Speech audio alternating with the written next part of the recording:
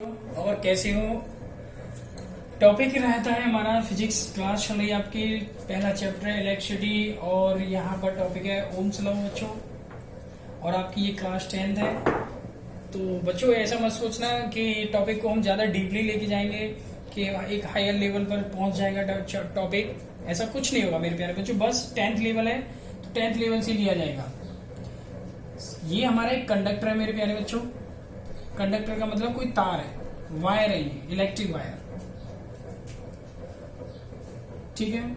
इसमें एक current flow हो रही है, आई एम्पियर करंट हो रही है, फ्लो हो रही है। और इसके जो पॉइंट हैं, इनके जो एंड्स हैं, उन पर एक पोटेंशियल वी क्रिएट होता है। क्या होता है? वी पोटेंशियल क्रिएट होता है। तब यहां पर जो पोटेंशियल क्रिएट होता है वो डिपेंड करता है वायर में बहने वाली इलेक्ट्रिक करंट के। इट मींस जो पोटेंशियल बनेगा वो डिपेंड करेगा आई पर। तो ओम्स लॉ क्या कहता है? किसी भी वायर में जब कोई करंट फ्लो होती है तो उस पर एक पोटेंशियल क्रिएट होता है और यह पोटेंशियल डिपेंड करता है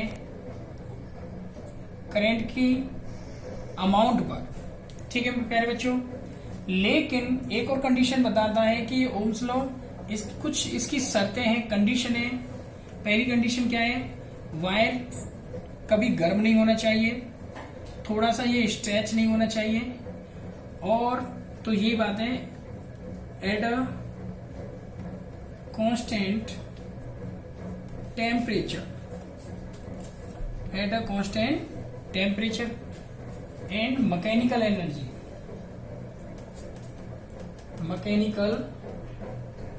energy.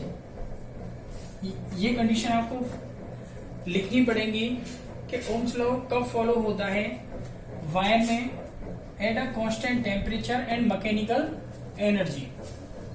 Then the potential difference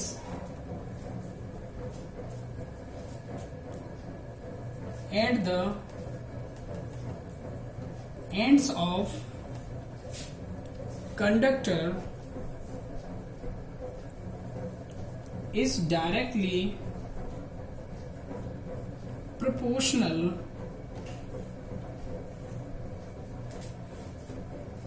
to the electric current. तो बच्चों ध्यान रखोगे eight a constant temperature and mechanical energy. दो चीजें याद रखना। टेम्परेचर का मतलब है जब इसमें इलेक्ट्रिसिटी फ्लो की जा रही है तो वायर गर्म नहीं होना चाहिए। दूसरी बात है मैकेनिकल एनर्जी इसकी कांस्टेंट होनी चाहिए, इसका मतलब तार खिंचना नहीं चाहिए। तब potential difference at the ends of conductor, इसके एंड्स, इनके सिरों पर जो पोटेंशियल डिफरेंस होगा वो directly proportional to the electric current. तो V डायरेक्टली प्रोपोर्शनल हो जाएगी I के। प्रोपोर्शन का साइन हटाते हैं तो कोई ना कोई कांस्टेंट आता है, यहाँ कांस्टेंट R ली जाती है। कांस्टेंट क्या लिया जाता है? R लिया जाता है। और लिख सकते हो वेयर R क्या है? रेसिस्टेंस ऑफ द वायर, ठीक है। आगे इसमें टॉपिक आता है बच्चों रेसिस्टेंस क्या होता है। बिकॉज V इक्वल टू हमने पढ़ा है RI ओम्स लॉ के according. Then R is equal to V upon I। अगर रेसिस्टेंस की बात की जाए तो ओम्स लॉ के according V is equal to RI होता है। यहां से R की वैल्यू निकालेंगे तो V अपॉन I निकल आएगी मेरे प्यारे बच्चों। तो लिख सकते हैं डेफिनेशन इसकी, resistance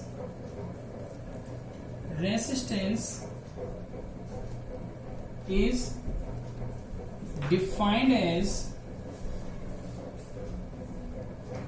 as it is the ratio It is the ratio of potential at the ends of a conductor to the electric current। ठीक है प्यारे बच्चों, अगर देखी जाए कि रेसिस्टेंस है क्या, तो ओम्स लॉ के अकॉर्डिंग हम अभी पढ़ चुके हैं V equal to R I होता है, या आई आर लिख सकते हो। वहां से अगर चेक किया जाए तो R equal to V upon I निकल आएगा। तो यहाँ पर डेफिनेशन क्या बनेगी, रेसिस्टेंस डिफाइंड एज, ये डिफाइन हो रहा है कि यह एक रेशियो है किसका, पोटेंशियल और इलेक्ट्रिक करंट का। पोटेंशियल क्या है, जो कंडक्टर था उसके एंड्स पर, तो potential at the ends of conductor to किसके साथ रेशियो, ये इलेक्ट्रिक करंट के साथ है। इसकी यूनिट की बात की जाए बच्चों तो क्लियर दिख रहा है, यूनिट निकालोगे यहां से, एक तो यूनिट हो जाएगी R equal to V upon I है, तो V की यूनिट क्या होती है, वोल्ट, और I की क्या होती है, एम्पियर, और लिख सकते हो इसकी यूनिट ओम, और इसका सिंबल होता है।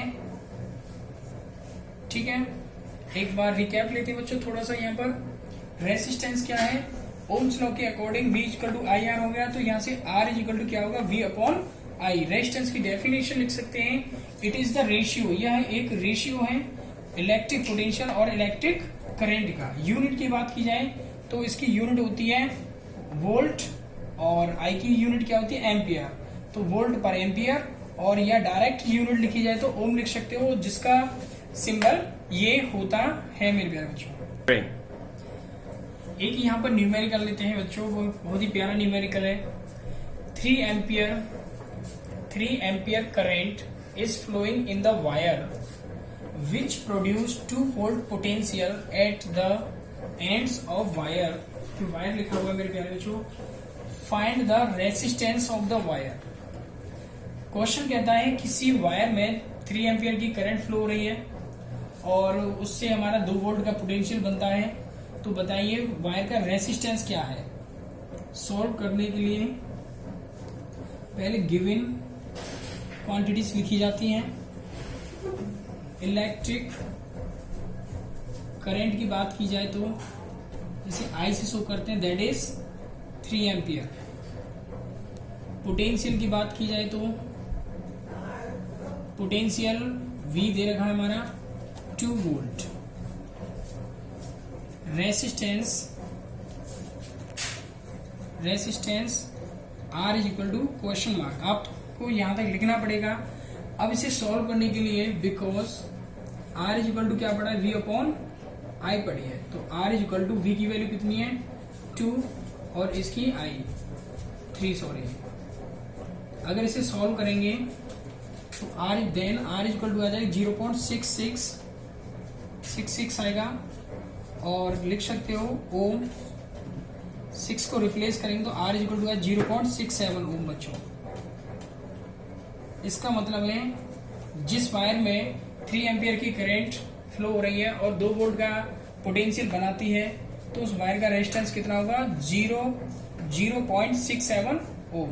सॉल्व करने के लिए सबसे पहले आप गिवन क्वांटिटी को लिखोगे, जो भी चीजें गिवन है हमारे पास। इलेक्ट्रिक करंट कितना था 3 एम्पियर, पोटेंशियल 2 वोल्ट का, रेजिस्टेंस रिक्वायर्ड है, और हमने फॉर्मूला पढ़ा है R equal to V upon I. R equal to V की वैल्यू 2 वोल्ट को रखा, I की जगह 3, डिवाइड देने पर हमारे पास ये आया। यहाँ हम 6 को रिप्लेस कर सकते हैं और R इक्वल टू कितना आया 0.67। ठीक है मेरे प्यारे बच्चों, आज की हमारी वीडियो में बस इतना ही रहेगा। Thank you.